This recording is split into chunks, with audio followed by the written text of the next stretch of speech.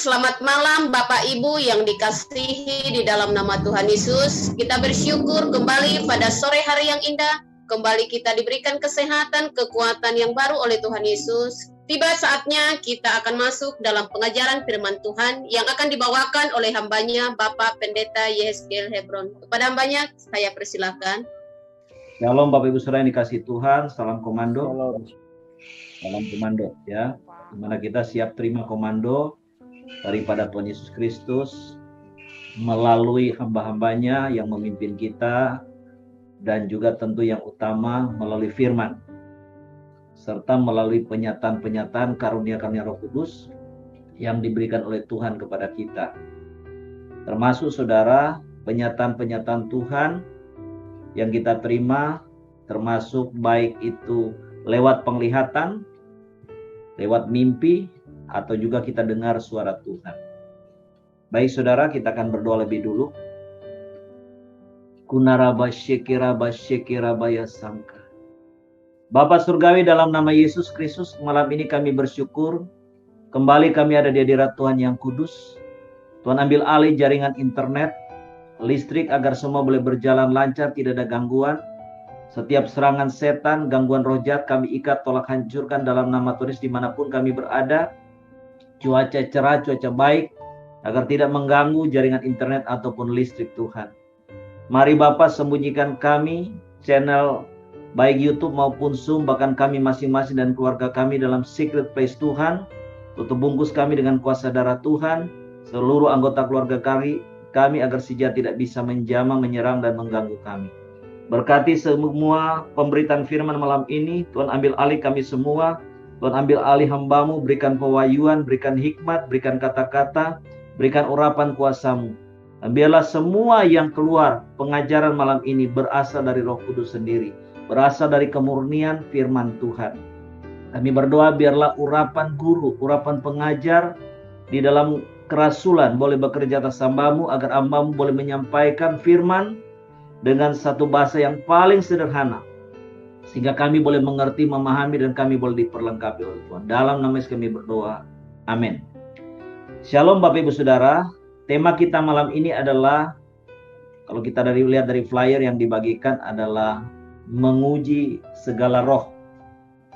Nah, yang kita mesti uji apa?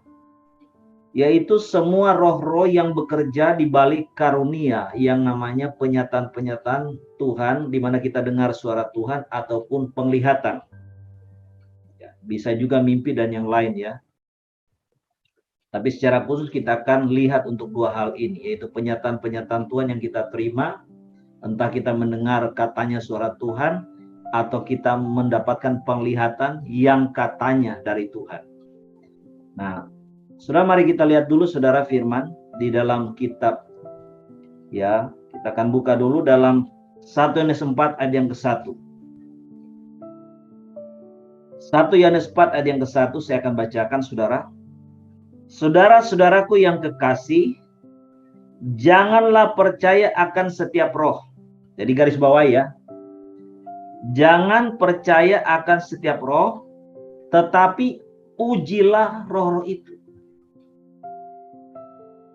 Apakah mereka berasal dari Allah? Sebab banyak nabi-nabi palsu yang telah muncul dan pergi ke seluruh dunia. Saudara, kalau ada nabi palsu, ada nabi asli. Jelas ya? Ada nabi palsu, ada nabi asli. Kalau nabi palsu pasti menyampaikan nubuat-nubuat palsu yang tujuannya menyesatkan dan membinasakan umat Tuhan. Tapi bisa juga ada nabi asli, tapi menyampaikan nubuat palsu. Dan itu banyak terjadi di dalam sejarah raja-raja Israel. Di mana sering karena untuk mencari muka, untuk menjilat raja, sering nabi-nabi Tuhan sebenarnya mereka, tapi mereka menyampaikan nubuat palsu hanya untuk menyenangkan raja. Ya, jadi ingat ya akan hal ini. Nah, saudara, kita tidak pungkiri saudara bahwa apa? Bahwa di akhir zaman sekarang ini Tuhan itu memang mencurahkan Roh Kudus-Nya dengan luar biasa, saudara, sehingga Roh Kudus itu yang dicurahkan atas kehidupan kita, di mana Roh Kudus itu menguasai kita, memenuhi kita, Dia akan memberikan kepada kita karunia-karunia. Termasuk di dalamnya yang namanya karunia-karunia penglihatan dan penyataan-penyataan Tuhan. Di mana oleh kepekaan yang Roh Kudus berikan kepada kita, kita bisa peka dengar suara Tuhan. Dan karena kita terima karunia penglihatan, kita boleh mendapatkan penglihatan-penglihatan yang daripada Tuhan itu. Kita baca Yoel pasal 2 ayat 28. Silakan satu orang baca buat kita. Yoel pasal 2 ayat 28.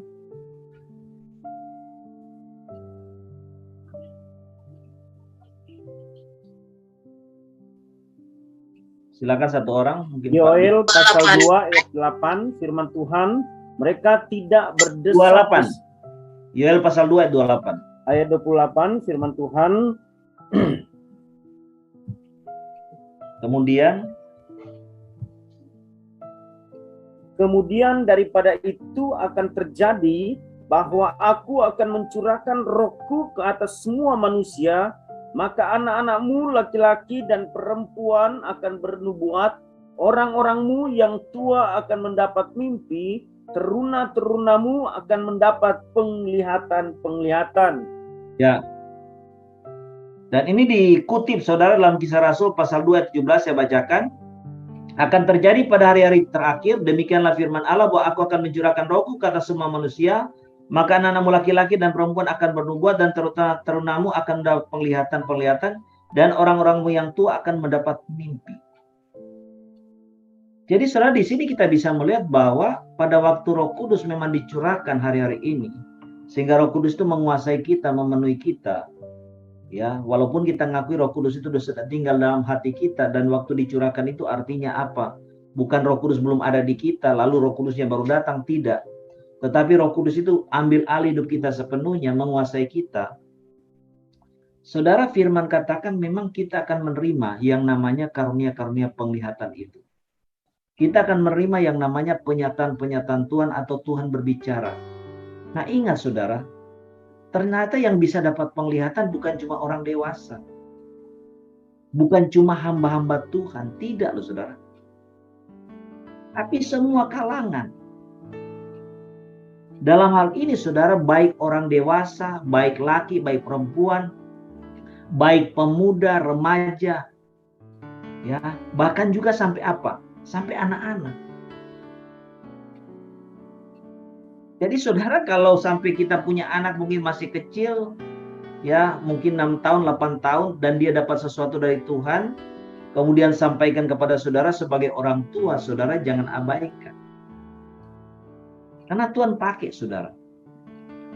Nah, kepada jemaat Tuhan, ya, yang diberikan karunia-karunia seperti ini yang namanya karunia kenabian. Nah, saudara yang ada di Menara Doa Segala Bangsa, karena kita ini bergerak dalam kegerakan apostolik profetik, di mana kita percaya, mengakui, menerima, dan mempraktekkan 5 jawatan, yaitu jawatan rasul, yang berarti utusan Tuhan, jawatan nabi, yang adalah penyambung lidah Tuhan, penginjil, gembala, pengajar dari tengah kita. Mau tidak mau, saudara. Karena kita percaya dan mengakui jawatan itu dari tengah kita, karunia kerasulan akan turun, saudara akan terima. Karunia-karunia nabi juga sudah akan terima. Termasuk yang namanya karunia penglihatan. Ataupun saudara menerima penyataan-penyataan Tuhan, sudah dengar suara Tuhan. Amin. Jadi saudara ingat, ya, saudara akan bisa terima itu. Karena itu saudara, ada banyak mereka yang dulu sebelum bergabung di Menara Doa Segala Bangsa atau Sekolah Doa Apostolik Profetik, ya mungkin belum punya karunia penglihatan, kurang peka, jadi terima karunia penglihatan, jadi peka dapat penyataan-penyataan Tuhan. Ya, ada mungkin sudah terima, tapi begitu masuk di sini, karena ini habitatnya, saudara semakin tajam.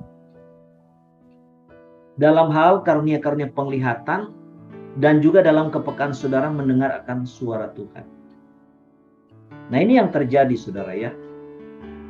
Nah, apalagi saudara, saya ini adalah hamba Tuhan yang bergerak dalam kerasulan. Nah, hamba Tuhan yang bergerak dalam kerasulan itu, salah satu kelebihannya adalah dia punya otoritas untuk melepaskan karunia-karunia itu oleh pimpinan, oleh tuntunan Roh Kudus. Di mana seorang hamba Tuhan yang bergerak dalam kerasulan, dia akan dipakai oleh Roh Kudus untuk melepaskan karunia-karunia itu kepada jemaat Tuhan dan umat Tuhan. Dan juga bukan saja melepaskan karunia, tapi juga memberikan konfirmasi. Apa karunia-karunia saudara?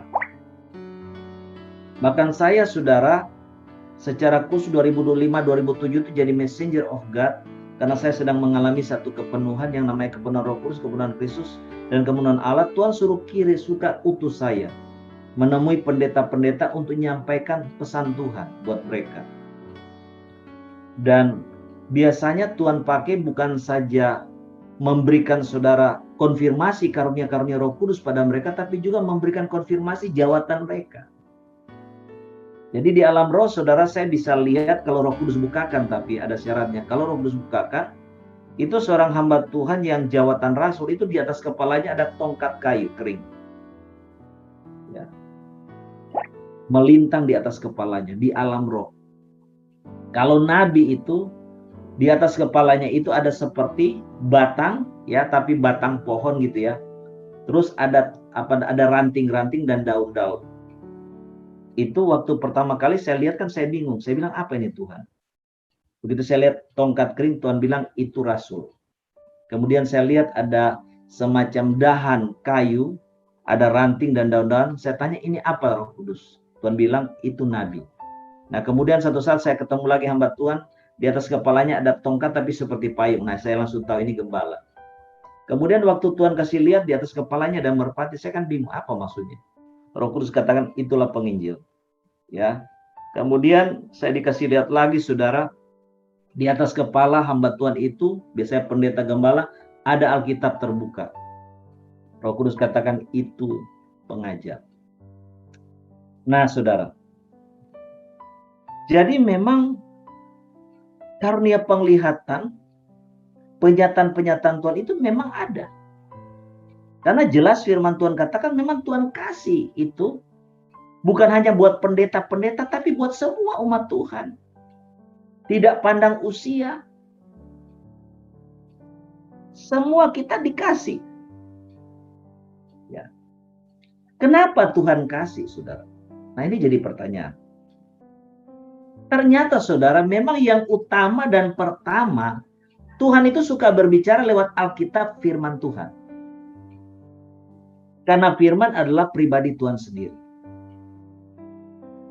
Firman Tuhan adalah undang-undang atas hidup kita. Firman Tuhan adalah standar moral kita. Firman Tuhan adalah standar kekudusan kita. Firman Tuhan adalah standar etika kita. Firman Tuhan adalah panglima untuk mengatur segala pola-pola pikir kita, prinsip-prinsip hidup kita, pandangan hidup kita, bahkan segala gerak-gerik kita. Itu firman. Tetapi ternyata Tuhan tidak hanya berbicara lewat firman. Tuhan ternyata sangat senang, saudara, itu berbicara langsung kepada kita lewat apa yang namanya karunia penglihatan dan penyataan-penyataan Tuhan. Di mana saudara dan saya kemudian bisa dengar suara Tuhan. Ya, kita lihat saudara, di dalam firman Tuhan ternyata senang bicara seperti itu. Lewat karunia penglihatan dan penyataan-penyataan Tuhan yang kita terima. Dan inilah kesaksian daripada Rasul Paulus. Saudara, Rasul Paulus memberi kesaksian apa dalam 2 Korintus 12 ayat 1? Silakan baca, saudara.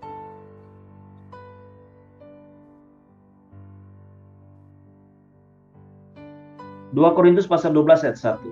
Ayat 1, aku harus bermegah sekalipun memang hal itu tidak ada faedahnya. Namun demikian aku hendak memberitakan penglihatan-penglihatan dan penyataan-penyataan yang kuterima dari Tuhan. Amen. Ya. Saudara, Rasul Paulus ini ternyata suka mendapatkan penglihatan-penglihatan dari Tuhan dan penyataan-penyataan Tuhan. Tuhan suka berbicara kepada Rasul Paulus bukan hanya lewat firman. Zaman itu yang ada Taurat, Perjanjian Lama. Tetapi Tuhan ternyata suka bicara tuh lewat penglihatan dan penyataan Tuhan, di mana Rasul Paulus dengar suara Tuhan bicara langsung. Nah, ini yang saudara harus tahu. Nah, sekarang kita akan belajar penglihatan-penglihatan itu seperti apa, Pak? Saudara, saya jawatannya Rasul. Saya bukan jawatan Nabi. Walaupun ya, di dalam setiap diri hamba Tuhan itu ada kombinasi jawatan, cuma prosentasi mana yang dominan. Nah, konfirmasi lebih daripada 5, mungkin sekitar 8 hamba Tuhan, saya ini Rasul. Ya. Dan syarat seorang Rasul itu dia harus mengalami kunjungan Tuhan Yesus secara pribadi. Makanya saya mengalami banyak kunjungan Tuhan Yesus secara pribadi. Karena saya sudah 36 tahun di ladang Tuhan. Ya.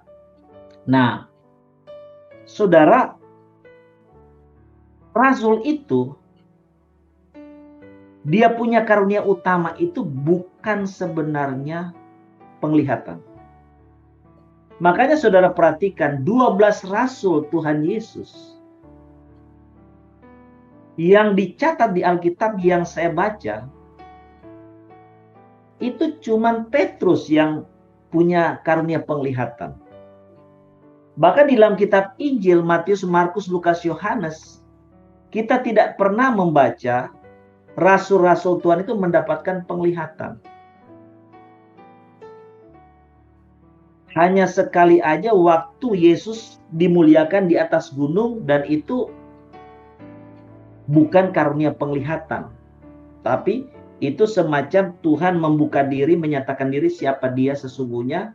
Dan murid-murid waktu itu Petrus, Yakobus, Yohanes bisa melihat itu kepada Yesus waktu dia bicara dengan Musa dan Elia. Ya. Nah, tapi walaupun saudara karunia utama seorang rasul itu bukan karunia penglihatan, tetapi sama seperti Rasul Paulus, dia juga tidak sering dapat penglihatan, tapi dia masih lumayan banyak dapat penglihatan dibanding rasul-rasul yang lain. Yang kalau kita baca ada catatannya semua dalam Alkitab. Nah, saudara, karena itu kita juga percaya, saudara, kalau Rasul Paulus bisa menulis sepertiga dari kitab suci kita hari ini, yaitu Alkitab, tentu karena penyataan-penyataan Tuhan, suara Tuhan yang dia dengar. Sehingga itu menjadi satu firman buat kita. Karena semua itu adalah diilhamkan oleh Roh Kudus sendiri. Nah, saudara, penglihatan itu ada banyak macam, saudara, ya. Saya akan jelaskan kepada saudara berdasarkan pengalaman saya.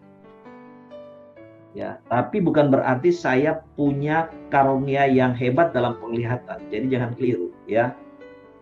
Tapi saya kadang-kadang dikasih penglihatan oleh Tuhan. Saudara, yang pertama karunia penglihatan itu seperti apa? Ya, macam-macam karunia penglihatan itu modelnya seperti apa, saudara? Yang pertama, karunia penglihatan di mana kita, saudara, dibawa Tuhan memasuki alam roh. Karena kita kan di saat yang sama mungkin ada di rumah, ada di kantor saat ini secara jasmani, tapi di saat yang sama kita kan ada di alam roh. Ya. Jadi karunia penglihatan yang pertama apa? Kita itu dibawa masuk dalam dimensi roh, alam roh. Dan waktu kita masuk di dalam alam roh, di dalam dimensi alam roh itu, kita kemudian bisa lihat di sekeliling kita ada apa di alam roh. Misalnya di rumah kita. Oh, kita bisa lihat ada malaikat. Contoh seperti itu yang jaga. Atau ada orang tiba-tiba dia bisa apa? Dia bisa lihat ada setan. Nah, jadi itu yang pertama. Saudara, saya ingat dulu, saya waktu itu sedang pergi retreat di satu bukit doa di Surabaya waktu itu, ya. Nah, di bukit doa di Tretes itu, saudara. Waktu itu saya tidur di kamar, karena waktu itu kita nginap, saudara. Tidur di kamar, Kemudian ada satu orang bapak yang memang baru jadi Kristen lah ya. Dia juga tidur di ranjang, satu kamar dengan saya. Cuma saya ini tidur di ranjang di belakang pintu, sedangkan bapak ini ranjangnya menghadap pintu gitu ya. Sekitar jam 1 subuh ya, saya lagi tidur saudara. Tapi roh saya ini ternyata berjaga. Saya buka mata. Tapi bukan mata jasmani saya yang terbuka, mata manusia roh saya terbuka. Saya lihat di alam roh, saya lihat ada setan. Dalam wujud seorang nenek, ya, masuk ke kamar kita itu. Saya kan tidur ranjang di belakang pintu. Dia jalan pelan-pelan, neneknya itu agak bungkuk. Nah, yang diincar ini bapak yang lagi tidur itu. Nah, setan yang wujud nenek ini, dia nggak tahu saya lagi lihat dia. Jadi dia semakin mendekati, begitu dia toleh ke kanan, saya lihat dia lihat saya, langsung kabur. Ya. Nah, itu namanya penglihatan, karena penglihatan di mana kita dibawa masuk di alam roh, mata manusia roh kita lihat apa yang terjadi sekeliling kita. Kedua, saudara, karunia penglihatan seperti apa yang kita bisa terima, yaitu kita melihat semacam slide. Ya. Saudara semacam melihat slide gambar. Contoh saudara ya. Pada tanggal 16 Juni 2005, itu hari Senin, jam 3 subuh saya dan istri kita ada di kamar doa, kita lagi berdoa. Biasanya kita memuji menyembah Tuhan dulu, kemudian baca firman, renungkan firman bersama, baru doa syafaat. Tepat jam 5 saudara, waktu saya mulai doa syafaat, roh saya ini keluar langsung. Keluar dari tubuh, waktu itu memang saya sedang mengalami kepenuhan, ya, kepenuhan Roh Kudus, kepenuhan Kristus, kepenuhan Allah. Jadi hadirat Tuhan itu memenuhi saya, menyelimuti saya. Itu saya alami hampir 2 tahun. Jadi waktu itu saya sangat peka sekali, ya. Orang yang ngomongin saya aja, jelek-jelek itu saya dengar loh saudara. Siapa orangnya, dia lagi ngomong apa, saya dengar. Karena Roh Kudus bicara, itulah Hebron, si ini lagi ngomongin kamu. Saya dengar loh. Sampai sebegitu pekanya ya. Nah, waktu roh saya dibawa meninggalkan tubuh, itu cepat naik ya. Nah, suara Bapa di surga bicara. Ya. Dia bicara secara audible. Dan saya tahu ya, saya dibawa ke surga. Dia bawa ya, saya tinggalkan bumi ya. Saya lihat di kiri kanan planet-planet. Nah, yang bawa saya ini Bapa di surga. Ya. Jadi cepat gitu ya, arahnya ke surga. Nah, saya itu kan waktu itu tanya, Tuhan ada apa? Bapak ada apa nih? Kemudian Bapak bilang begini. Ya. Itu tahun 2005, dikatakan 2 tahun lagi the big fire revival will come down Indonesia country, especially Surabaya City. Jadi 2 tahun lagi api besar rohani akan datang atas Indonesia dan akan dimulai di Surabaya. Nah sudah, waktu ngomong Surabaya itu kemudian muncul slide saudara ya, peta Indonesia langsung muncul. Dan Bapak katakan akibat lawatanku atas Indonesia, 70% penduduk Indonesia akan diselamatkan Tuhan. Jadi sementara bicara ini saya lihat penglihatan. Ya, nah seperti itu. Jadi semacam slide kita lihat. Nah, menuju ke sorga, saya lihat pintu sorga terbuka, kemudian api Tuhan dilepas yang namanya The Big Fire Revival. Jadi istilah The Big Fire Revival ini istilah dari Bapa di surga. Bukan istilah saya, api besar kebaruan. Saya lihat dilepas, turun ke peta Indonesia, arahnya ke Indonesia. Ya, dia turun di Surabaya. Jadi di alam roh saudara, ini The Big Fire Revival-nya sudah ada. Ya. Turun kapan Pak Hebron? Tanggal 7 bulan 7 tahun 2007. Dan itu genap saudara 100 tahun lawatan Tuhan yang terjadi di Azusa Street, California. yang merupakan benih cikal bakal lahirnya gereja Pentakosta di seluruh dunia. Nah, jadi di alam roh, atmosfer roh Indonesia, ini api ini sudah ada. Tinggal mau turun nih. Saya ingat dulu hamba Tuhan almarhum, ya, waktu kejadian 7 Juli itu, ya, di mana 7 Juli itu saya tidak bisa cerita, itu kesaksian panjang bagaimana api itu turun di atmosfer roh Indonesia, ya. Hamba Tuhan waktu itu Petrus Agung almarhum, saudara, ya. Saya dengar dia bersaksi waktu itu, di mana dia dengar kesaksian pada waktu ada konferensi hamba Tuhan di New Zealand. Ada satu hamba Tuhan dibawa Tuhan ke surga. Hamba Tuhan perempuan, bawa Tuhan ke surga. Dan kemudian di surga itu dia lihat ke bumi. Dia tertarik dengan Indonesia. Kenapa? Dia lihat di atas atmosfer Indonesia itu sudah penuh api gitu. Api. Api sudah ngelilingi gitu. Udah tebal memenuhi Indonesia. Nah, dia nggak ngerti apa. Kemudian dia bertanya, Tuhan, apa itu? Kenapa kok di negara lain, kok di Indonesia? Tuhan lalu bicara, itulah lawatanku. Api keborohani akan turun atas Indonesia. Ya. Nah, saudara, ini penglihatan yang kedua seperti slide. Ya, sudah lihat saya. Penglihatan ketiga adalah, saudara seperti lihat slide film. Ya, jadi kalau saudara ke bioskop, saudara lihat kan di bioskop ada layar, ya. Kemudian itu hidup, itu bergerak, ada kehidupan.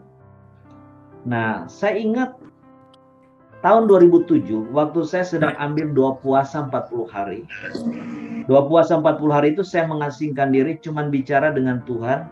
Puasa tidak ketemu orang. Puasa tidak bicara dengan orang. Bahkan puasa tidak bicara dengan seisi keluarga di rumah. Saya cuman ambil waktu ketemu Tuhan, cuma bicara dengan Tuhan. Jadi kalau saya ada perlu apa keisi anak, saya cuma tulis di kertas atau kirim SMS. Itu aja. Tapi saya makan sehari sekali. Hari ke-38, sudah mau selesai. Tiba-tiba saya dapat penglihatan waktu saya lagi menyembah Tuhan. Seperti saya lihat slide bioskop, kayak orang nonton film. Dan apa?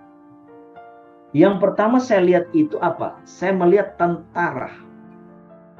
Tentara yang memakai rompi untuk perang, ya, memang pakai baju loren perang dan pakai topi baja. Mereka jalan berbaris, drep, drep, drep gitu ya, berbaris sambil memberi hormat.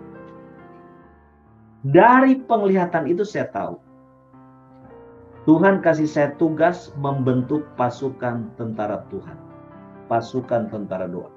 Itu langsung tahu. Nanti kita akan lihat ayatnya, ya. Ya, Paulus pun mengalami seperti itu. Dari penglihatan yang dia lihat, dia simpulkan apa yang jadi kemauan Tuhan. Sudah. Jadi saya lihat tentara itu jalan. Jadi kayak lihat film. Mereka berbaris sambil memberi hormat arahnya ke saya. Nah, karena itu saudara, kita di Menado Segala Bangsa ini dan Sekolah Doa Apostolik Profetik, kita bergerak dalam kemiliteran Tuhan. Dan saya tahu Tuhan memberikan saya mandat tugas untuk membentuk pasukan tentara Tuhan. Dan kita di sini membentuk tentara doa, tentara pemulihan, tentara bagi penginjilan.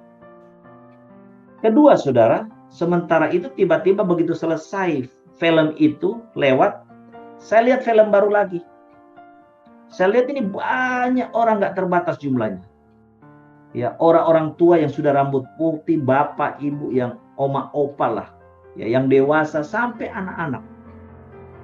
Mereka berjalan mendekati saya. Jadi saya lihat mereka jalan. Tambah hari tambah dekat.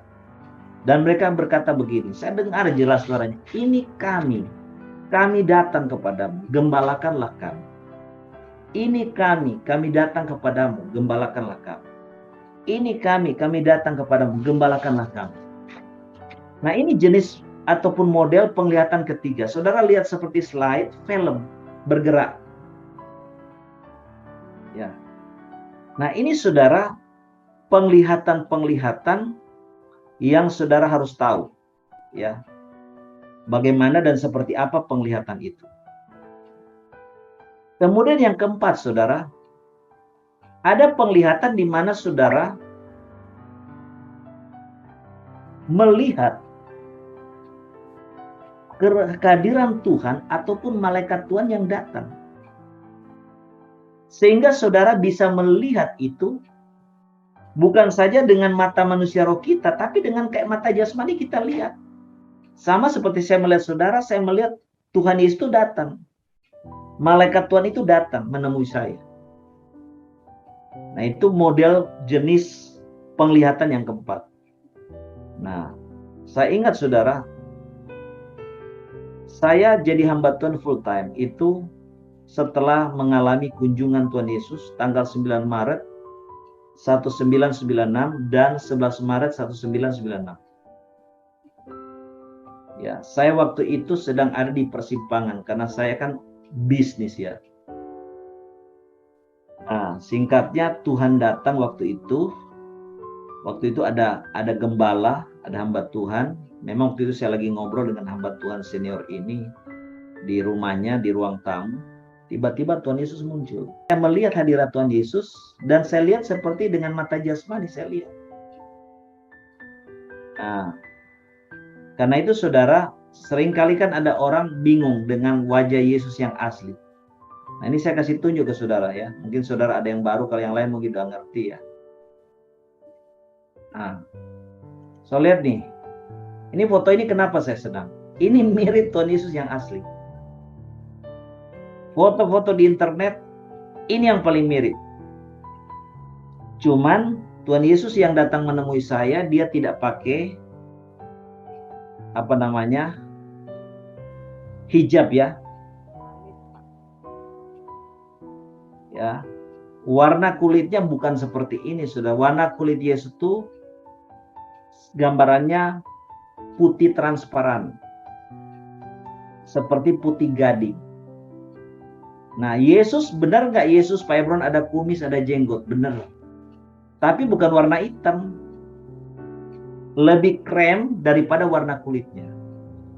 Nah, saya senang dengan foto ini karena sorot matanya itu mirip Tuhan Yesus asli. Ya. Nah, hidungnya gimana Pak? Hidungnya mirip, tapi ini kan agak betet. Hidung Yesus tuh mancung sempurna. Jadi memang Tuhan Yesus adalah profilnya seperti seorang pria yang sangat tampan, ganteng gitu ya. Ada kumis, ada jambang seperti, tapi tipis banget sih. Dan dia pakai jubah putih. Waktu saya lagi duduk sofa, Tuhan Yesus berdiri, dia lihat saya lihat dia. Nah, mata Yesus itu melihat tuh tembus sampai ke hati, saudara. Tuhan Yesus nggak bicara. Dari mulutnya nggak bicara. Tapi sorot matanya, dia bicara. Tuhan langsung bilang, sekarang ini rencanaku buat kamu. Mulai sekarang ini, aku mau kamu sepenuhnya melayani aku di ladang. Jadi saya nggak pernah lupa, saudara, 11 Maret 96. Karena itu momen di mana Tuhan Yesus datang, menampakkan diri, panggil saya untuk sepenuhnya ladang Tuhan. Saya lihat dia pakai jubah putih. Ya, saya lihat kan dari kepala sampai kaki, tapi nggak bisa lihat lama-lama, saudara. Karena sorot mata Yesus itu begitu tajam sampai tembus di hati. Dari sorot mata Tuhan Yesus saya merasakan apa? Kasih yang luar biasa. Kemudian apa yang Pak Ibrahim? Kelembutan. Ya. Kemudian apa? Ketajaman matanya itu terasa benar. Sampai tembus di hati. Jadi kayak Tuhan tuh tahu isi hati kita, langsung lihat isi hati kita ada apa sih? Ya. Tapi juga dari sorot matanya ada ketegasan. Ada ketegasan. Nah, seperti itu. Itu hadirat Tuhan Yesus. Tuhan Yesus itu kan roh kan, Tuhan itu kan roh. Di mana dia hadir, saya bisa melihat seperti melihat secara dengan mata jasmani. Nah, di tahun 2005, saudara, waktu saya mengalami kunjungan Tuhan Yesus, mengalami yang namanya kepenuhan Roh Kudus, kepenuhan Kristus, ya, itu saya dikunjungi oleh Tuhan Yesus itu mulai tanggal 15 Juni jam 3 sore. Waktu itu 14 Juni saya sudah kepenuhan ya saudara ya. Kepenuhan Roh Kudus itu menyebabkan saya ngomongnya pakai bahasa Inggris. Karena saya terima karena bahasa Inggris. Jadi kalau saya ngomong dengan orang keluarnya bahasa Inggris. Bukan bahasa Indonesia, ngomongnya bahasa Inggris terus loh ya. Nah, sudah. Saya nggak cerita itu, saya mau cerita waktu yang hari Minggunya. Hari Minggu doa saya itu kan jam 3 ya. Roh Kudus bicara di hati, menghadap. Saudara, saya udah tahu kalau Roh Kudus bicara menghadap, itu berarti saya mesti ke kamar doa. Nah, waktu dari depan pintu, karena saya di rumah itu punya kamar doa khusus ya. Dari depan pintu kamar doa saya itu sudah jalannya merangkak. Sudah merangkak, saudara. Kenapa merangkak? Saya lihat Tuhan Yesus di kursi doa saya kan ada, di kamar doa saya kan ada kursi. Ya, saya lihat Tuhan Yesus sudah duduk di situ. Tapi saya nggak bisa melihat wajahnya, cuma saya melihat jubahnya. Dan saya lihat pundaknya. Ada papan dengan pangkat 7 bintang. Kiri kanan dikawal malaikat, di sebelah kanan depannya ada komandan malaikat. Ya, nah seperti itu. Jadi saya melihat ini namanya penglihatan. Ya, tapi kita melihat hadirat Tuhan yang adalah roh itu seperti kita bisa melihat dengan mata jasmani kita. Saya lihat seperti itu. Jadi saya nggak merem, saya buka mata aja kayak orang lihat biasa. Nah,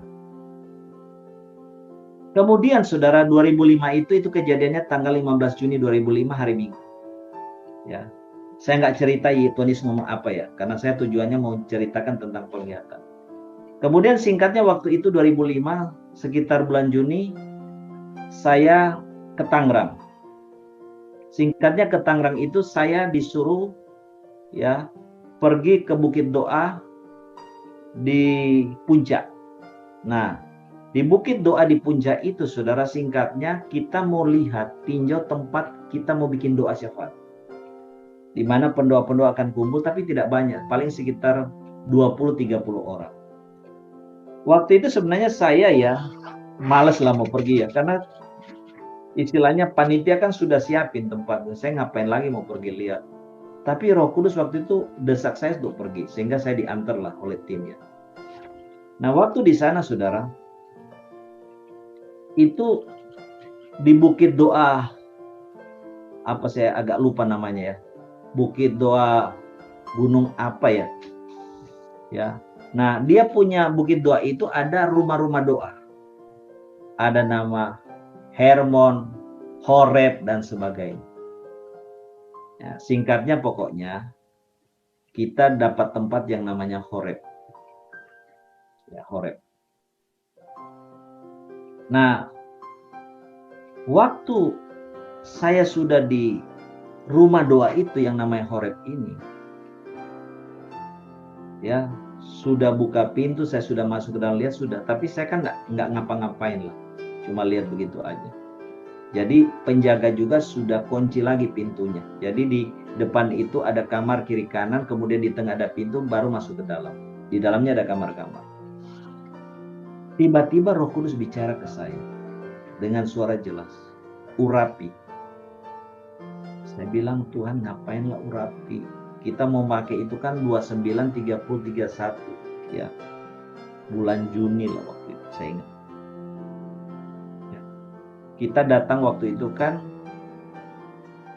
tanggal 20-an lah. Nah, 3 hari sebelum 29, 30, 31 kan ada orang lain pakai juga. Saya bilang, Tuhan ngapainlah diurapi? Tapi kalau Roh Kudus desak ya sudah, saya urapi lagi. Saya urapi, saya baru urapi. Di kantong celana saya ada minyak urapi, saya urapi. Masuk ke kamar, kiri kanan sudah saya urapi. Sudah kan? Nah, yang pintu ke dalam ini kan sudah dikunci. Sudah nggak bisa masuk kan, penjaganya juga sudah turun. Nah, itu kan berbukit saudara ya. Saya juga nggak enak mau panggil lagi. Tapi Roh Kudus dengan tegas suruh panggil. Waduh.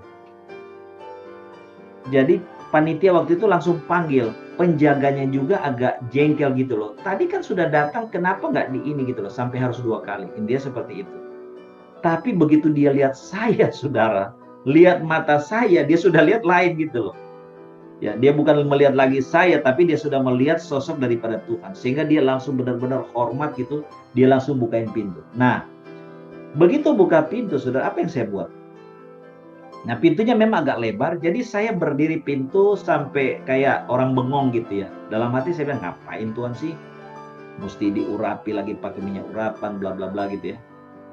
Tiba-tiba ada yang jalan, nyenggol ini saya. Nyenggol saya otomatis menghindar. Begitu saya menghindar, saya kaget. Ternyata Tuhan Yesus yang jalan. Dia melangkah 1, 2, 3. Saya lihat belakangnya, saya sempat lihat pundaknya ada pangkat dengan 7 bintang. Begitu dia lewat, kadang-kadang saya langsung silakan Tuhan masuk. Ya, saya lihat punggung belakangnya sampai bawah, sampai jubahnya, kemudian sepatunya model apa, sandalnya kayak apa. Ya, ada tali di belakang, depannya ada ini. Saya lihat melangkah 1, 2, 3. Langsung Yesus salah, saya langsung posisi saudara kasih hormat gini.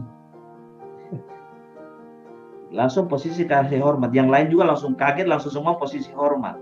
Karena Tuhan Yesus datang sebagai panglima, jenderal. Itulah yang dikenal dalam Alkitab Adonai Sebaot, Tuhan semesta alam. Atau Tuhan panglima bala tentara. Langsung gini. Itulah seumur hidup sampai hari ini saya merasakan disenggol. Jalan senggol secara fisik, saudara. Nah, itu karunia penglihatan juga termasuk. Ya, kita lihat kehadiran Tuhan Yesus secara dengan mata jasmani. Bahkan waktu itu saya ini disenggol secara fisik. Nah, itu saudara jenis-jenis yang namanya karunia penglihatan. Nah, kita lanjut saudara ya. Selanjutnya saudara, ya, kita lihat lagi saudara di dalam Kisah Rasul 18 ayat ke-9. Tuhan itu suka bicara lewat penglihatan saudara. Nah, salah satunya lewat penglihatan. Coba buka Kisah Rasul 18 ayat yang ke-9. Jadi saya sengaja kasih contoh ke saudara supaya saudara mengerti. Kisah Rasul 18 ayat 9, silakan saya mau baca. Kisah Rasul 18 ayat 9. Pada suatu malam berfirmanlah Tuhan kepada Paulus di dalam suatu penglihatan. Jangan takut, teruslah memberitakan firman dan jangan diam. Ya. Jadi kita lihat Tuhan bicara kepada Paulus lewat apa? Lewat satu penglihatan. Cuma ini memang tidak jelas ya, penglihatan dalam pengertian Rasul Paulus lihat Tuhan, lihat hadirat Tuhan atau bagaimana. Ya. Cuman kemungkinan bisa aja dalam penglihatan itu Rasul Paulus melihat hadirat Tuhan Yesus seperti saya sudah saksikan tadi. Dan Tuhan lewat penglihatan itu bicara, jangan takut, teruslah memberitakan firman dan jangan diam. Jadi ingat, Tuhan suka bicara itu lewat penglihatan. Ya betul itu Pak Ben, Bukit Doa Kana. Bukit Doa Kana, ya itu. Ya. Atau nama lainnya Bukit Gunung apa gitu namanya, saya lupa. Nah, karena sudah lama, ya. Kemudian saudara kita lihat lagi saudara di Kisah Rasul 16 ayat yang ke-10.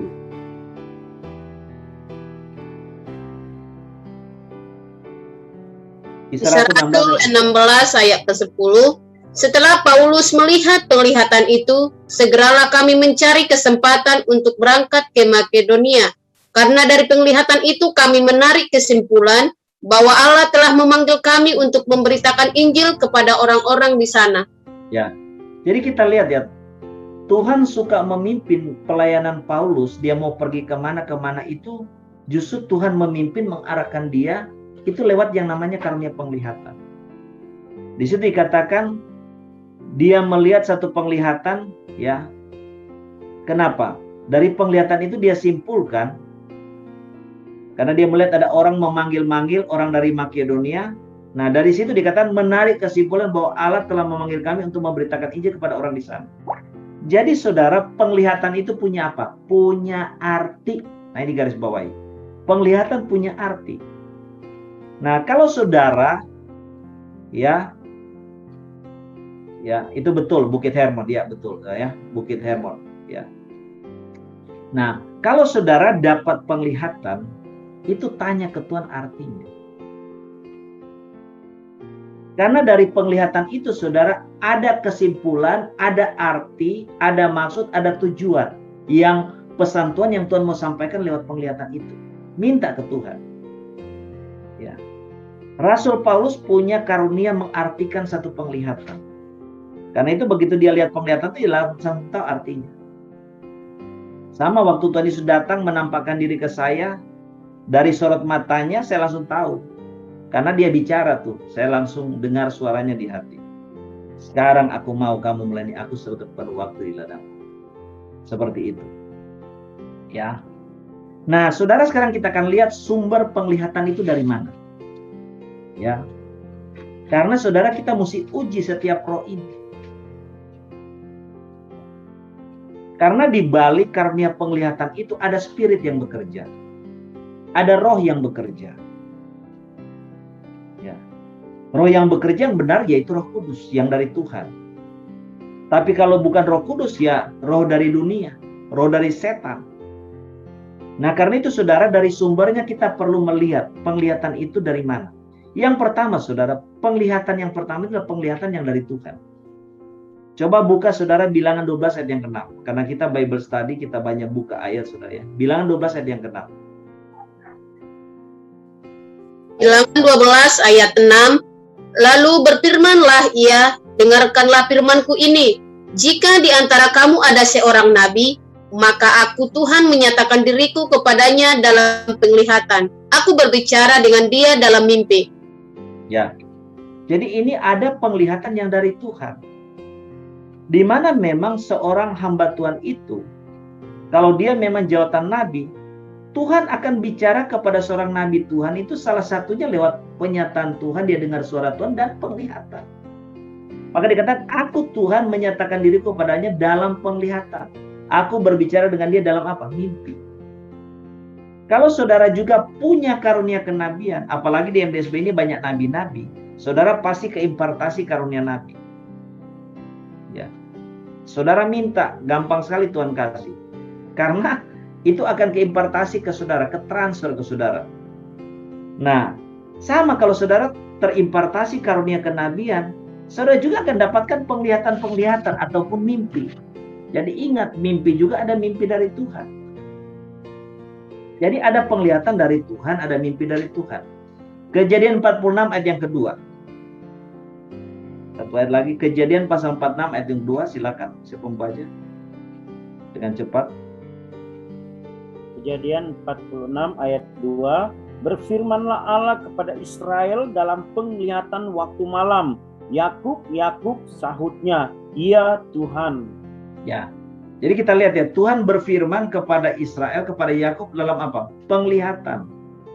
Dan sementara dia melihat penglihatan, dia juga dengar apa? Suara Tuhan berbicara. Nah ini saudara, sering ternyata pada waktu penglihatan, ya itu sekaligus dengar suara Tuhan berbicara. Sama seperti saya tadi cerita, waktu saya dibawa roh saya ke surga, sementara saya lihat penglihatan, saya dengar suara Tuhan berbicara, menjelaskan arti penglihatan itu. Nah ini saudara, jadi penglihatan atau karunia penglihatan itu sumbernya dari mana, ataupun penyataan Tuhan dan juga mimpi, itu ada yang sumbernya memang dari Roh Kudus, dari Tuhan. Karena itu kita tidak boleh menyepelekan, apalagi mengabaikan, tidak percaya dengan penglihatan.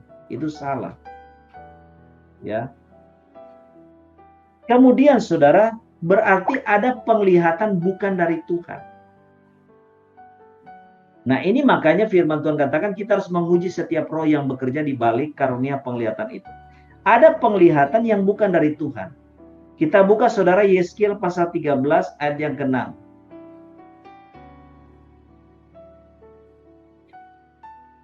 Yeskiel 13 ayat yang ke-6 dan ke-7.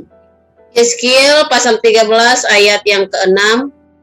Penglihatan mereka menipu dan tenungan mereka adalah bohong. Mereka berkata, demikianlah firman Tuhan, padahal Tuhan tidak mengutus mereka. Dan mereka menanti firman itu digenapinya. Ayat 7. Bukankah penglihatan tipuan yang kamu lihat dan tenungan bohong yang kamu katakan? Kalau kamu berkata, demikianlah firman Tuhan, padahal aku tidak berbicara. Jadi Tuhan sendiri mengakui bahwa ada yang namanya penglihatan bohong. Penglihatan tipuan. Nah, penglihatan bohong atau penglihatan tipuan itu bukan dari Tuhan. Pasti dari siapa? Dari setan. Ya. Atau dari diri manusia itu sendiri. Nah, kita lihat saudara, sumber penglihatan tipuan itu dari mana? Sumber penglihatan bohong itu dari mana sumbernya? Nah, saudara lihat saudara di dalam firman Yeskiel 13 ayat yang ketiga. Ya, sumber penglihatan bohong itu dari mana? Atau tipuan?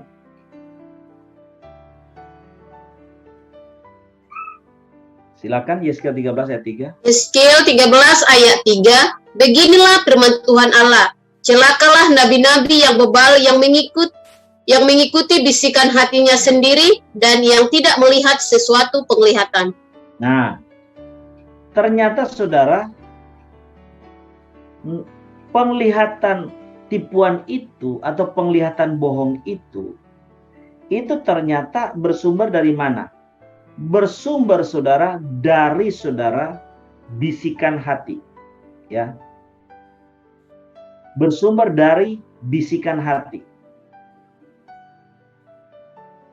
Jadi saudara, ternyata saudara, itu hati kita ini perlu hati-hati. Hati kita ini ternyata bisa menipu. Ya, bisa menipu. Makanya saudara, kita betul-betul harus menjaga hati kita. Supaya apa saudara? Supaya kita jangan sampai jadi tempat berpijak saudara. Makanya dalam Efesus pasal 4, coba kita lihat saudara, Efesus pasal 4, di situ dikatakan apa? Efesus pasal 4 ayat yang ke-27, saya akan bacakan. Janganlah beri kesempatan kepada iblis, nor give place to the devil, ya, dalam King James. Jangan kasih tempat berpijak kepada iblis, ya. Jangan kasih tempat berpijak. Karena itu saudara, orang-orang yang bergerak dalam kenabian itu harus menjaga hati, pikiran secara ekstra. Kenapa? Kalau sampai saudara tidak menjaga hati secara ekstra, ya, saudara akan tanpa sadar memberikan tempat pijakan kepada setan, sehingga karunia penglihatan yang saudara terima itu bukan karunia dari Tuhan, tapi malah ditunggangi oleh setan. Karena itu saudara, mereka yang bergabung di Menara Doa Segala Bangsa, saya selalu suruh minta dengan sangat ikut konseling doa pemulihan. Tujuannya apa? Supaya saudara ini dibersihkan tubuh jiwa rohnya. Sehingga pada waktu mendapatkan penyataan-penyataan Tuhan, dengar suara Tuhan atau karunia-karunia penglihatan, itu benar-benar saudara dapat asli dari Tuhan. Tidak campur dari diri sendiri, apalagi dari setan, saudara. Ya. Nah, ini yang menyebabkan selalu saya sarankan seperti itu. Dalam Yesaya 12 ayat 24 dikatakan, sebab tidak akan ada lagi penglihatan yang menipu ataupun tenungan yang menyesatkan di tengah-tengah kaum Israel. Ya. Dikatakan tidak ada lagi penglihatan yang menipu atau tenungan yang menyesatkan di tengah kaum Israel. Hati-hati saudara. Ternyata saudara, penglihatan itu punya power. Sama seperti penglihatan dari Tuhan punya power, punya magnet. Penglihatan yang sesat, penglihatan yang bukan dari Tuhan atau dari setan, itu ternyata saudara dia seperti sihir saudara, bisa menenung. Sehingga orang bisa terpengaruh dan percaya. Padahal itu bukan dari Tuhan, tapi dari apa? Dari setan. Ya. Makanya dikatakan celakalah nabi-nabi yang bebal, yang mengikuti bisikan hatinya sendiri dan yang tidak melihat suatu penglihatan.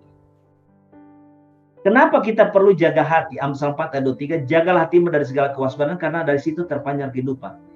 Seorang nabi Tuhan itu harus jaga hatinya bersih loh saudara. Nggak boleh ada kebencian, sakit hati, kepahitan, apalagi rasa nggak senang, nggak suka kepada seorang. Itu bahaya banget. Itu akan jadi tempat berpijak iblis. Nah kalau dia punya karunia penglihatan, akhirnya apa? Dia dapat penglihatan bukan dari Tuhan, tapi dari roh-roh lain. Kenapa dari roh lain? Karena dia sudah memberikan tempat berpijak kepada setan dalam hati pikirannya. Karena ada rasa kepahitan, rasa benci, rasa tidak suka kepada orang lain. Dan itu tidak boleh, saudara. Makanya cara kita membersihkan hati kita dengan apa? Kita lepaskan pengampunan kepada orang yang menyakiti kita. Kita minta darah Tuhan Yesus membasuh, menyucikan hati pikiran kita dari segala hati pikiran jahat. Kebencian, kepahitan, kita minta Tuhan cabut kepahitan ini, sakit hati ini dari akar-akarnya. Nah ini. Ya. Nah ini yang saudara kita betul-betul harus mengerti. Karena tujuan penglihatan tipuan itu adalah apa? tujuannya adalah untuk menyesatkan umat Tuhan. Ya. Nah ini saudara, saya katakan sangat-sangat bahaya bagi saudara-saudara yang punya karunia penglihatan tapi tidak senang baca Alkitab atau kurang pengetahuan firman Tuhan. Bahaya sekali. Saudara tanpa sadar karena kekurang pengetahuan saudara akan firman, saudara buka tempat berpijak kepada si jahat, sehingga saudara bukan dapat penglihatan dari Tuhan, tapi dari setan. Nah, penting sekali saudara bagi kita yang bergerak dalam profetik, dalam kenabian, dengan karunia-karunia mimpi, penglihatan, dengar penyataan Tuhan, untuk kita betul-betul memang senang baca firman, merenungkan firman, hidup dalam kekudusan, intim dengan Tuhan. Karena apa? Itu untuk menjaga agar kita ini channelnya cuma satu. Amin. Channel dari Tuhan yang kita tangkap. Ya, channel dari Tuhan. Nah, ini yang penting sekali, saudara. Harus bersih. Karena itu, saudara, orang yang bergerak dalam karunia kenabian, itu dimensi kekudusannya penting banget, saudara.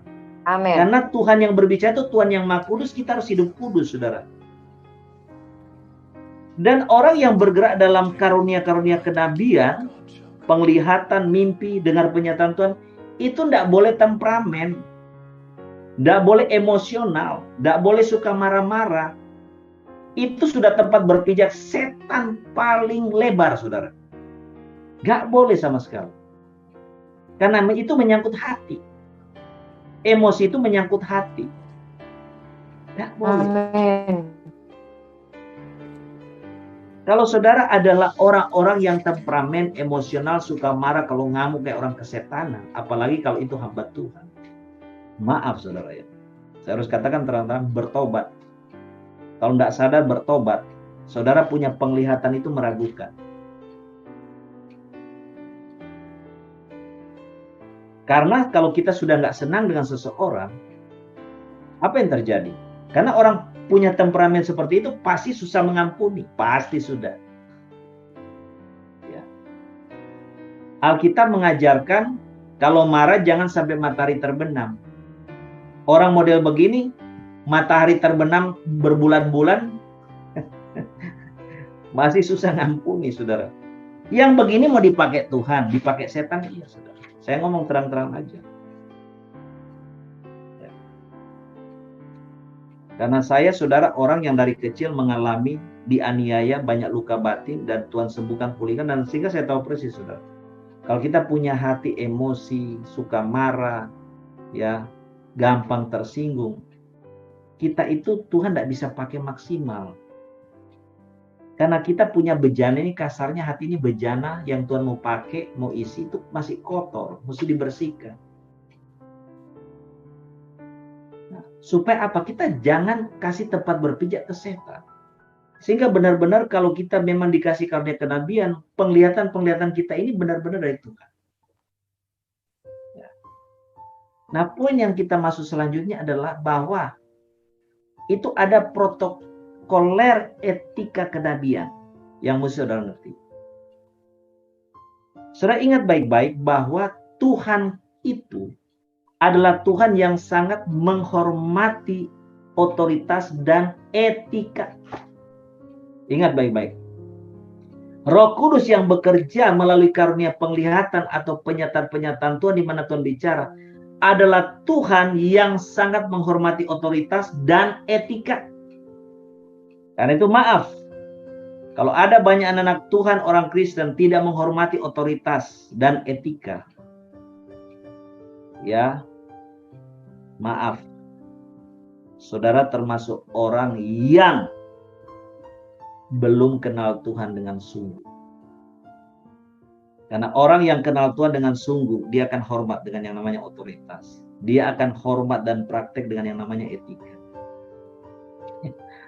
Saya barusan tadi terima WA dari seorang ibu. Dia ngomong begini, kenapa ya ini orang-orang pada, ada 1-2 orang pada left dari MDSP. Padahal sudah dilayani dengan baik, diperhatikan, yang lagi susah, sakit, dikasih duit lah, kasarnya seperti itu, diperhatikan, ya. Tapi abis itu balasnya kok seperti itu, begini, kasarnya nggak ada, istilahnya mau ngomong itu ya, jadi orang nggak tahu budi lah, seperti itu. Ya itulah manusia, saudara. Makanya saya bilang, orang yang tidak menghormati otoritas dan etika, siapapun dia, bagaimanapun dia, itu orang yang belum kenal Tuhan sungguh-sungguh. Karena Tuhan kita itu Tuhan yang sangat hormat otoritas, sangat hormat yang namanya etika. Karena itu dalam praktek karunia penglihatan atau penyataan Tuhan, saudara harus tahu. Ya. Satu, Tuhan tidak pernah akan memakai seseorang yang otoritas di bawah untuk menegur orang-orang yang punya otoritas di atasnya lewat karunia penglihatan ataupun penyataan Tuhan. Itu tidak akan Tuhan lakukan. Ini prinsip. Saudara lihat di dalam Alkitab Perjanjian Lama dan Perjanjian Baru. Ada enggak jemaat Tuhan dipakai Tuhan untuk negur Rasul Tuhan? Ada nggak jemaat Tuhan dipakai Tuhan untuk negur Nabi Tuhan? Bahkan kalau Nabi Tuhan atau Rasul Tuhan itu bikin kesalahan, ada nggak? Siapa yang pernah baca? Jemaat Tuhan di Perjanjian Lama, ya, disuruh Tuhan negur. Katakan misalnya, umat Israel disuruh Tuhan negur Musa. Ada nggak? Di Perjanjian Baru ada nggak? Dapat pesan Tuhan suruh tegur Rasul Paulus, tegur Petrus. Ada nggak saudara pernah baca? Nggak ada. Jadi di dalam firman jelas saudara, protokoler etika kenabian dalam hal penyataan Tuhan atau penglihatan. Tuhan itu sangat hormati otoritas dan etika. Tuhan tidak pernah saudara menyampaikan pesan apalagi teguran dari otoritas yang di bawah kepada otoritas yang di atas. Itu tidak akan dilakukan oleh Tuhan. Saudara bisa lihat ya. Miriam dan Harun aja sebagai abang dan sebagai kakak ya, kakak laki dan perempuan ya. Harun dan Miriam, mereka tegur dianggap kesalahan, Musa bikin kesalahan karena dia kawin lagi, nikah lagi. Negur. Mereka jengkel, Musa ini nikah lagi. Tegur loh. Mungkin kalau kita lihat, iyalah Musa ini salah, udah tua lagi, kenapa kawin lagi? Ya. Tegur gitu loh. Tuhan apa salah? Tuhan murka. Padahal itu apa? Itu kan adik mereka. Adik bungsu kan? Mereka negur. Di mata mereka Musa ini bikin kesalahan. Tuhan apa? Tuhan marah. Itu Tuhan sudah prinsipnya. Jadi kalau ada saudara jemaat Tuhan ya menyampaikan sesuatu pesan yang sifatnya teguran, pesan dosa, apalah dari seorang hamba Tuhan, itu maaf 100% bukan dari Tuhan. Tuhan tidak pernah memakai otoritas di bawah untuk menegur otoritas yang di atas. Tidak akan.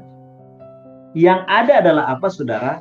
Nabi Nathan dapat penyataan Tuhan, tegur siapa? Raja Daud. Kenapa Nathan bisa tegur Raja Daud? Karena pangkat Nabi lebih tinggi dari pangkat Raja. Paham? Otoritas Nabi lebih tinggi dari otoritas Raja. Nabi Samuel kenapa bisa negur Saul? Tuhan bisa bicara? Karena otoritas Nabi Samuel lebih tinggi daripada Raja Saul. Dia yang angkat dan urapi Raja Saul jadi raja. Nah ini saudara harus tahu ini protokoler kenabian secara prinsip firman. Dari sini aja kita bisa tahu. Kalau seorang dikatakan dapat penglihatan dari Tuhan terhadap seorang hamba Tuhan, itu yang kedua. Ya. Itu cara penyampaian. Itu ada etikanya, saudara. Bukan aja otoritas itu, otoritas di bawah tidak bisa menyampaikan pesan teguran kepada otoritas di atas. Harus otoritas yang di atas yang menyampaikan pesan teguran kepada otoritas yang di bawah, atau paling tidak seimbang. Contoh saudara siapa? Nabi Agabus. Dia dapat penyataan Tuhan, pesan Tuhan untuk disampaikan kepada Rasul Paulus. Bahwa Rasul Paulus nanti kalau ke Yerusalem akan ditangkap, dianiaya dan sebagainya. Nabi menyampaikan teguran kepada seorang rasul. Dan Rasul Paulus terima itu. Itu bisa. Karena sama-sama hamba Tuhan. Jadi yang sifatnya pokoknya teguran, dosa apapun itu Tuhan tidak akan lakukan. Yang bawah, otoritas bawah kepada atas. Yang benar adalah yang atas ini, otoritas yang di atas inilah yang pasti Tuhan bicara untuk menegur otoritas yang di bawah. Kemudian, seperti Nathan, dia punya otoritas sebagai nabi, lebih pangkat, lebih tinggi dari Raja Daud. Waktu Daud berbuat dosa berzina dengan mengambil Batseba istri Uria, bahkan Uria dibunuh oleh Daud ya melalui tangan daripada pasukan Israel, ya. Apa yang terjadi? Nathan dapat penyataan Tuhan. Dan dia tegur kepada Daud gimana? Tegur ke Daud itu pribadi. Tidak ada pergi pengumuman kemana-mana. Wow saudara, saya dapat penyataan Tuhan nih. Daud berzina, Daud bunuh suaminya Uria. Tidak ada. Akan tegur pribadi kalau dosa itu pribadi. Ini prinsip saudara. Jadi kalau ada misalnya anggota di MDSB dapat penglihatan, ya Pak Hebron dikuasai ular, terus pergi cerita kemana-mana, jadi gosip. Sehingga ada satu ibu Priscilla bilang ke saya, Pak Hebron ada satu ibu mau konseling dengan bapak gara-gara penglihatan itu. Dia nggak jadi, sudah Bu Priscilla nggak jadi. Karena dia dengar Pak Hebron dikuasai ular. Saya tambah bersyukur, nggak kerja. Ya, ibu itu yang rugi. Kena tipu sama setan. Apalagi saudara, orang-orang yang dapat penglihatan itu adalah orang-orang anggota di MDSB yang dulu saya layani mati-matian. Bolak-balik setannya diusir karena kebanyakan setan.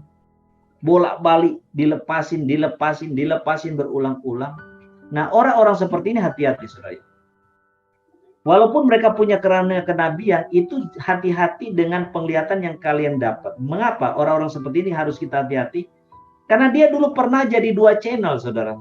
Pernah dipakai setan, pernah ditunggangi setan, dikuasai setan sehingga dilepasin, diusir setan-setannya manifest. Nah, orang-orang begini kalau dapat penyataan-penyataan Tuhan yang namanya penglihatan, kita jangan gampang percaya. Orang-orang gini rentan sekali ditunggangi oleh roh-roh lain. Karena jiwa mereka sensitif. Karena mereka dulu latar belakangnya pernah dikuasai setan-setan. Nah, orang model beginilah yang dapat penglihatan Pak Hebron dikuasai ular. Orangnya ada hubungi saya loh chat pribadi. Saya bilang hati-hati kamu punya penglihatan ya. Itu penglihatan dari setan. Nah, penglihatan itu menyebabkan seorang ibu mau konseling dengan saya. Udah, Bu Priscilla bisa nggak saya konseling Pak Hebron? Oh bisa. Tiba-tiba langsung nggak jadi. Karena dengar katanya. Nah, saudara. Nah, ini orang kalau nggak ngerti firman begini, saudara ya. Kalau kita dapat penyataan Tuhan, katakanlah, saya misalnya dapat penyataan Tuhan, sesuatu. Ya, kesalahan dan saya mesti itu teguran lah untuk hamba Tuhan yang lain. Itu saya harus sampaikan pribadi, saudara. Kalau saya pergi pengumuman kemana-mana, itu dari setan pasti. Karena penyataan dari Tuhan yang diterima itu sifatnya apa? Membangun, menghibur, menasihati. Itu sifatnya seperti itu. Walaupun itu kemasannya ya memang harus disampaikan dengan baik, isinya tidak enak karena teguran. Tapi penyampaiannya itu harus pribadi. Manakala yang menerima itu sudah kasih pengumuman kemana-mana, itu saudara bukan dari Tuhan. Udah pasti, saudara. Karena saya katakan tadi apa? Karunia penglihatan yang bukan dari Tuhan, tujuannya apa? Menyesatkan umat Tuhan. Seperti itu. Tujuannya menyesatkan. Saya orang gak konseling dengan saya, mata saya tambah senang. Gak kerja saya. Nah, ini yang saudara harus tahu ya. Kemudian saudara, kita terus. Nah, jadi ini protokoler yang saudara perhatikan ya. Otoritas yang di atas yang dapat penyataan Tuhan untuk menegur otoritas yang di bawah. Kalau itu teguran untuk satu siapa dosa pun, itu harus berimbang. Harus hamba Tuhan menegur hamba Tuhan. Ya, Tuhan akan seperti itu cara kerjanya. Ya. Yahasiel seorang Lewi, dia bisa menyampaikan pesan Tuhan pada waktu dia kuasai roh Tuhan kepada siapa? Raja Yosafat. Karena dia seorang imam, seorang Lewi, pelayan Tuhan. Jadi nggak ada saudara Tuhan itu akan pakai otoritas di bawah menegur, dan andai kata Tuhan pakai otoritas itu yang berimbang. Hamba Tuhan tegur hamba Tuhan untuk kesalahan dosanya. Dan itu penyampaiannya secara pribadi. Kalau itu sudah disampaikan kemana-mana dengan tujuan menjelekkan hamba Tuhan itu, maaf, itu bukan dari Tuhan, itu dari setan. Ya, karena setan selalu punya tujuan untuk menjatuhkan hamba-hamba Tuhan, apalagi hamba Tuhan itu seorang pemimpin. Nah, kemudian saudara, ya, di dalam firman ternyata ada karunia untuk mengartikan penglihatan. Nah itu saudara, karena itu kita perlu minta saudara, ya, minta ke Tuhan kasih karunia mengartikan penglihatan. Coba baca Daniel pasal 1:17.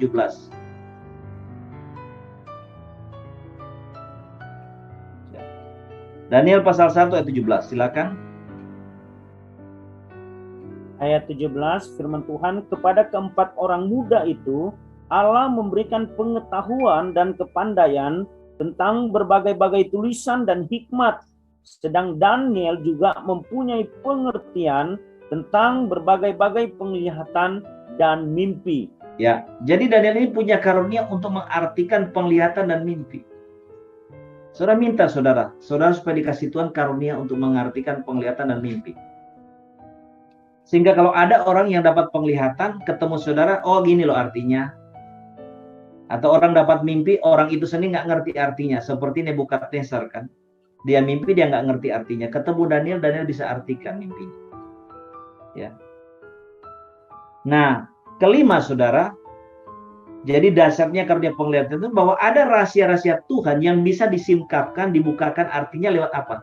Penglihatan. Daniel pasal 2 ayat 19. Daniel pasal 2 ayat 19, tolong baca. Ayat 19. Maka rahasia itu disingkapkan kepada Daniel dalam suatu penglihatan malam. Lalu Daniel memuji Allah semesta langit.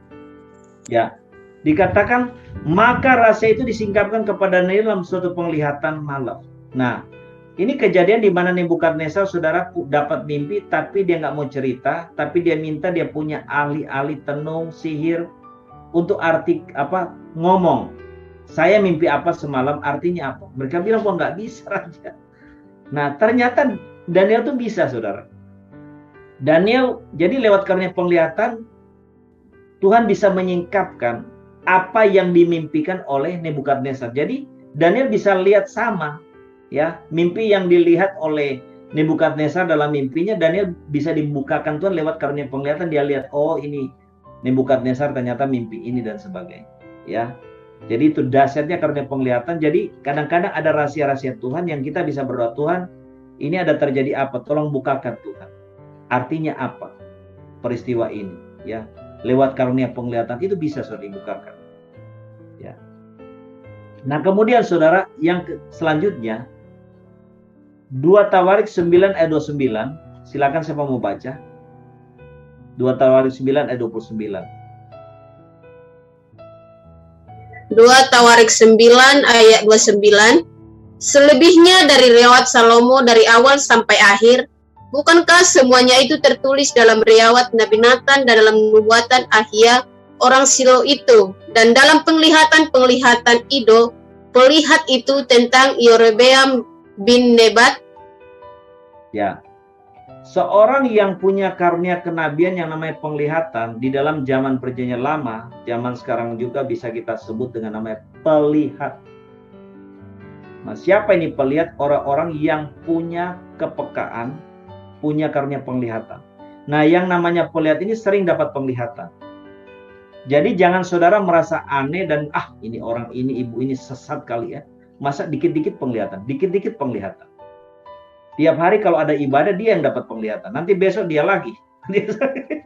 Saudara jangan curiga yang enggak. Memang orang yang disebut pelihat, ciri khasnya dia dapat penglihatan tuh sering dibanding yang masih katakan kurang lah atau jam terbangnya kurang ya.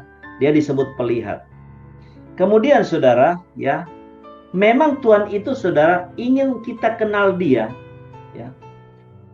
Lewat penglihatan. Tuhan itu suka menyatakan dirinya kepada kita itu lewat penglihatan untuk kita kenal dia.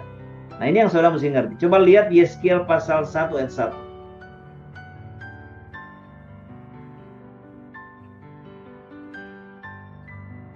Yeskiel pasal 1 ayat 1.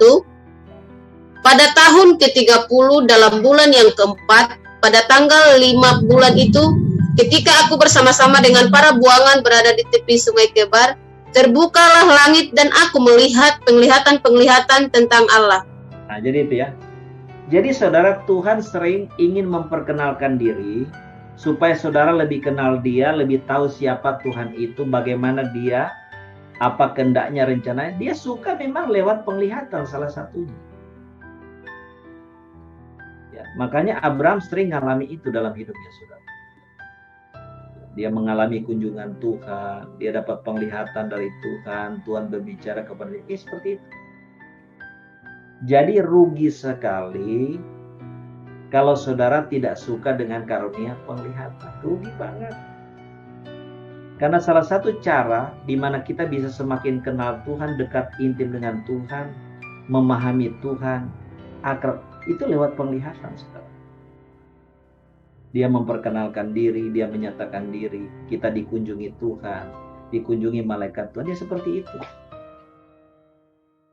Jadi saudara harus senang dengan karunia ini, supaya saudara dikasih. Ya, saudara dikasih. Karena itu malam ini saya mau berdoa buat saudara, yang pingin punya karunia penglihatan, yang pingin punya karunia mengartikan penglihatan, mengartikan mimpi. Malam ini Tuhan kasih ke saudara. Saya mau. Ya. Saya mau. Amin. Nah, terakhir saudara kita lihat Kolose pasal 2 ayat 18. Kolose pasal 2 ayat 18. Silakan siapa mau membaca sebagai ayat penutup kita malam ini. Kolose 2 ayat 18. Kolose 2 ayat 18. Janganlah kamu biarkan kemenanganmu digagalkan oleh orang yang pura-pura merendahkan diri dan beribadah kepada malaikat, serta berkanjang pada penglihatan-penglihatan dan tanpa alasan membesar-besarkan diri oleh pikirannya yang duniawi. Ya, ingat baik-baik ya. Sekalipun Tuhan mau kita suka, senang dengan karunia penglihatan, tapi ingat, kita tidak boleh berpatokan hidup kepada penglihatan. Garis bawahi. Tidak boleh berkanjang kepada penglihatan. Karena itu dikatakan di sini, jangan kamu kemenanganmu digagalkan. Sehingga kita jadi orang terpenjara. Misalnya kita mau lakukan sesuatu, ntar dulu. Saya mesti tunggu penglihatan dulu, baru saya mau melangkah. Saya mau buka usaha, saya mau minta penglihatan dulu lah. Saya mau minta hamba Tuhan, Nabi ini doain karena dia suka punya penglihatan. Saya minta penglihatan dulu, itu salah saudara, tidak boleh. Karena Tuhan memimpin hidup kita lewat apa? Firman, itu yang utama. Makanya dikatakan Mazmur 119 ayat 105, firman itu pelita bagi kakiku, terang bagi jalanku. Jadi kalau kita suka baca firman, merenungkan firman, mempraktikkan firman, firman yang sudah ada di hidup kita ini akan seperti sulu yang akan memberi terang, lampu jalan di depan kita ini. Ya. Seperti kayak sulu, bukan kayak lampu lampu sentrong ya, bukan. Jadi Ini dia yang akan tuntun kita langkah demi langkah. Jadi kalau hidup kita ternyata dipenuhi firman, itu enaknya apa? Kita tidak bingung. Kita ini mesti ke kiri apa ke kanan ya Tuhan ya? Kita langsung tahu, oh saya mesti ke kiri, oh saya mesti ke kanan. Oh Tuhan mau saya kerjakan ini, Tuhan mau saya kerjakan itu. Akan langsung seperti itu saudara. Jadi firman itu benar-benar akan menuntun hidup kita. Nah ini yang harus kita ingat ya. Kita tidak boleh hidup dipimpin oleh yang namanya penglihatan. Karena itu dikatakan jangan berkanjang kepada penglihatan. Tapi berkanjanglah kepada firman. Firman otoritas tertinggi dalam hidup kita bukan penglihatan. Apalagi saudara, satu ayat lagi ya, yang ketinggalan kita lihat saudara di dalam kitab Korintus 13. 1 Korintus 13 saudara.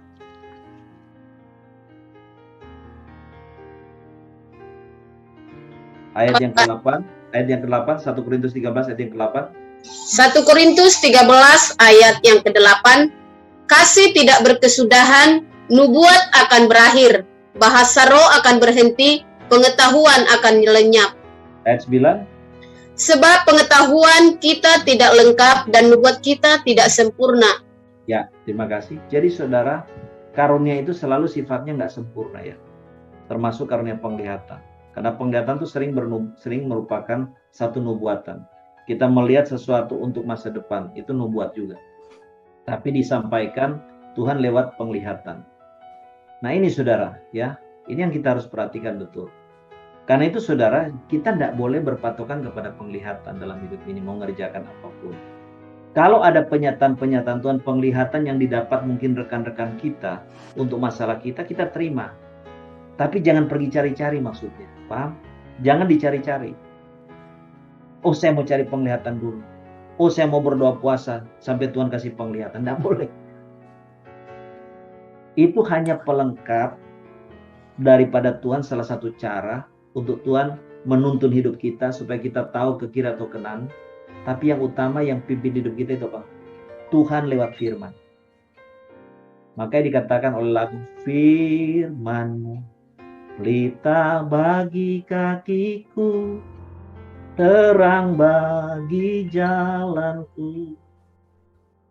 Waktu ku bimbang dan hilang jalanku, tetaplah Kau di sisiku. Dan takkan ku takut asal Kau besertaku, besertaku selamanya. Jadi saudara, kalau ada firman di hidup kita, berarti ada Tuhan di dekat kita. Tuhan yang akan memimpin langkah kita hari lepas hari. Apa yang Tuhan mau kita kerjakan, kita buat. Walaupun kita harus akui, kadang-kadang Tuhan memimpin kita melewati yang namanya lembah kekelaman. Kita mengalami pencobaan, masalah, ujian. Tapi percaya aja, ya, kita ini anak Tuhan. Kita mau berdoa selalu hidup kita dipimpin Tuhan. Pasti yang pimpin Tuhan. Ya, karena itu ingat baik-baik pesan saya ya lewat firman malam ini, jangan berkanjang kepada penglihatan, jangan cari-cari penglihatan. Jangan mau melangkah tunggu penglihatan. Ya, kalau ada penyataan Tuhan, ada penglihatan, kita terima, kita hormati. Tapi jangan telan mentah-mentah, kita uji. Ya. Segala sesuatu yang dari Tuhan itu mendatangkan sejahtera. Gimana Pak Ebron kalau itu teguran? Loh, ingat saudara, teguran itu bukan berarti dari setan loh. Teguran itu bisa dari Tuhan. Kalau teguran itu punya tujuan membangun kita supaya kita bertobat, meninggalkan dosa, itu dari Tuhan. Jangan saudara pikir kalau teguran itu harus, oh kamu akan diberkati, kamu akan jadi kaya, kamu akan mengalami mujizat, kamu akan dapat rumah. Baru itu dari Tuhan, belum tentu. Yang begitu pun bisa dari setan. Makanya kan nabi-nabi di dalam perjanjian lama, mereka nabi asli tapi nubuatnya palsu, hanya untuk nyenangin hati raja.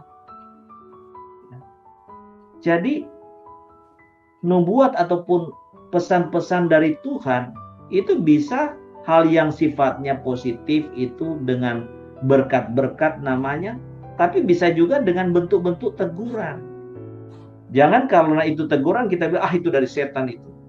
Kalau teguran itu benar karena mungkin kita berdosa, mungkin di belakang kita berzina, mungkin kita main perempuan dan sebagainya. Itu bukan dari setan, saudara, kalau itu benar. Itu dari Tuhan. Kemudian yang harus diperhatikan, saudara, pada waktu kita mendapatkan penyataan penglihatan, itu penyataan penglihatan itu, saudara, itu harus logis dan realistis. Sesuai dengan kenyataan.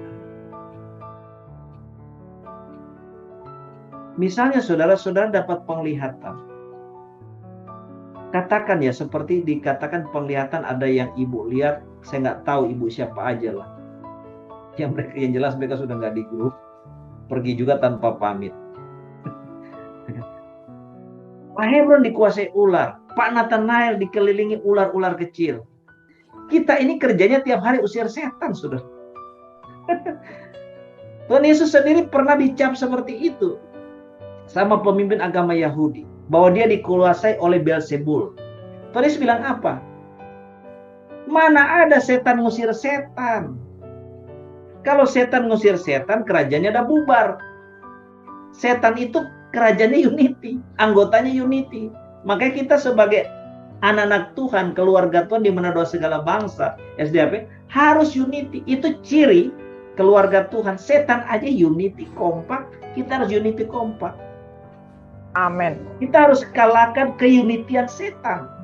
Kekompakan setan, kita harus lebih kompak dibanding setan punya anggota. Supaya kita bisa merebut jiwa-jiwa yang ada di kerajaan setan. Amin. Jangan sampai kita keluarga Tuhan tapi cakar-cakaran, saudara. Berarti apa? Setan ada di tengah kita kalau model begitu. Ya. Memang kadang-kadang setan bisa nyusup, bisa. Tapi pasti Tuhan akan bicara sehingga semua akan bisa tenang, bisa pulih kembali dan penuh dengan damai sejahtera. Ada ibu yang bicara ke saya, padahal ibu ini dulu banyak dikuasai setan, kita lepasin. Dia bilang, saya sekarang mau doa di MDSB kok kepala saya pusing, gitu katanya. Ini dianya nggak beres, bilang MDSB yang nggak beres. Saya bilang, emangnya MDSB sekarang sudah berubah, nggak nyembah Tuhan Yesus lagi, nyembah berhala, gitu. Ini orang yang saya bilang tidak realistis. Tidak realistis. Tidak realistis, tidak logis. Ini orang, maaf ya, rada gak beres. Nah, saudara, penyataan Tuhan dan penglihatan itu harus logis dan realistis, alkitabiah. Ya, misalnya ada orang, katakan seorang jemaat dapat penglihatan seorang bapak yang sudah punya istri. Ya. Dia katakanlah punya simpanan, ya. Punya perempuan lain. Itu kan dia lihat. Nah, itu tidak boleh lalu pergi pengumuman kemana-mana. Itu pasti dari setan. Karena apa? Kalau itu pribadi, bicara pribadi. Dan itu tidak boleh disampaikan. Itu konsumsi pribadi untuk kamu doakan. Itu masih belum logis, belum realistis. Sampai ada bukti dari Tuhan, ketahuan, mungkin istrinya rame, mereka bertengkar, sehingga sudah tahu, oh benar ternyata saya punya penglihatan. Nah itu. Jadi penglihatan itu jangan kita telan mentah-mentah. Harus logis, realistis. Pak Hebron, Pak Nathanael, benar nggak dikuasai setan? Benar dikuasai ular? Logis nggak ini ya? Logis nggak? Lah kerja kita tiap hari usir setan, mau kita dikuasai setan gimana sih? Saudara, kita jadi orang itu harus cerdik ya. Jangan gampang dikibulin setan. Cerdik seperti ular, tulus seperti apa? Seperti merpati. Ya, Amin. Tuhan Yesus memberkati kita. Mari kita berdoa. Saudara yang kepingin punya karunia penglihatan, kita akan doakan supaya saudara terima karunia penglihatan. Saudara minta juga bukan hanya karunia penglihatan, karunia untuk artikan penglihatan itu. Ya, karena ada banyak orang punya karunia penglihatan, begitu lihat dia nggak ngerti artinya. Banyak yang suka chat ke saya yang model-model gitu. Pak Hebron, saya dapat penglihatan ini, tapi saya nggak tahu artinya. Saya bolak-balik, kamu itu minta ke Tuhan. Tuhan, artinya apa? Kalau itu dari Tuhan. Kalau itu penglihatan dari Tuhan, kita berdoa minta artikan. Tuhan akan artikan. Tuhan akan kasih ya. Kita berdoa. Hunaraba shekiraba shekiraba shekiraba shekiraba yasangka. Kuraba syekiraba syekiraba ya sekiraba ya sangka. Saudara buka kedua tangan, saya akan berdoa buat saudara.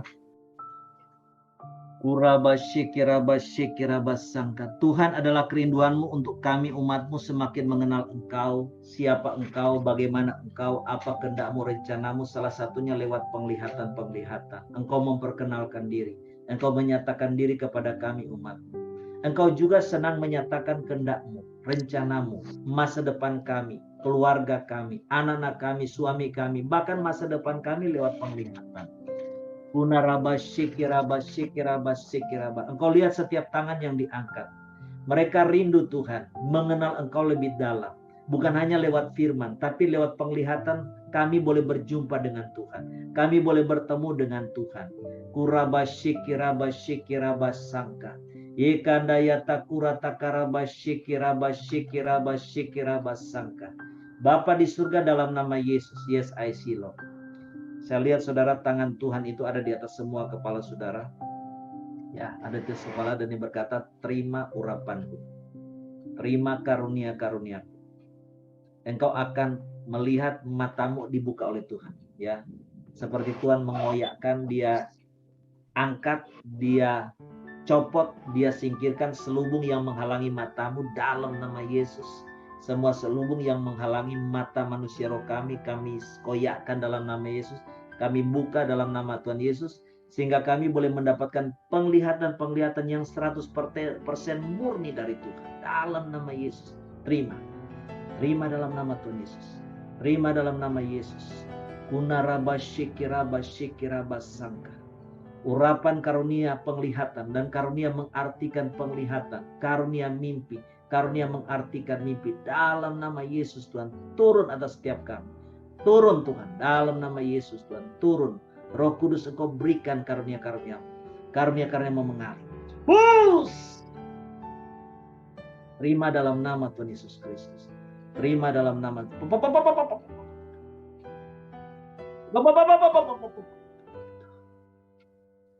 terima dalam nama Yesus, terima dalam nama Yesus, terima dalam nama Tuhan, terima dalam nama Yesus Tuhan, terima dalam nama Tuhan Yesus.